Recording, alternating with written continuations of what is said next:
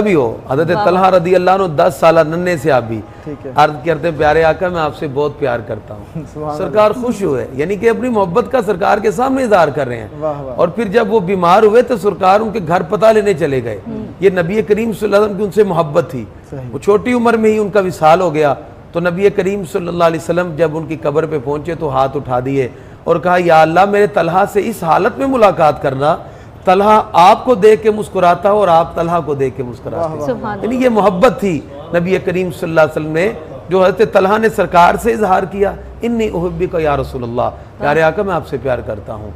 और फिर सरकार ने उनके साथ इस मोहब्बत का ये जवाब दिया। तो ये सरकार की मोहब्बत चीज़ ही ऐसी है, मुश्किल से मुश्किल कलाम भी हो, कुरान मजीद 6-7 साल की उम्र में बच्चा हिफ्ज़ कर लेता है और हर्फ ब हर्फ।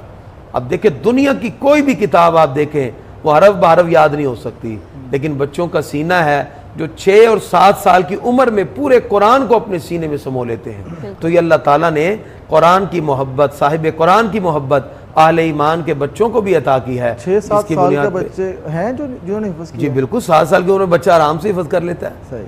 अमूमन तो 8-10 साल की उम्र में बच्चे जो ज़हीन होते हैं तकरीबन 5 साल की उम्र के बाद जो है ना, जो ज़हीन बच्चा हो तो वो कुरान पाक शुरू कर ले तो 2 साल के अंदर यानी 7 साल तक कुरान पाक की तकमील हो जाती है।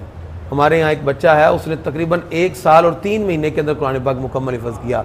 हाफिज़ उमर इस वक्त वो जो MBBS करके में हॉस्पिटल में डॉक्टर भी लग चुके हैं, यानी हमारे दायरे में पढ़ते थे, बच्चे थे। अब माशाल्लाह उन्होंने कुरान पाक हिफ्ज़ किया तो कुरान की बरकत से माशाल्लाह मैट्रिक में उन्होंने बहुत अच्छे नंबर लिए। उसके बाद फिर वो मेडिकल में चले गए, इस वक्त वो में हॉस्पिटल में जो हैं डॉक्टर बन के आ चुके हैं।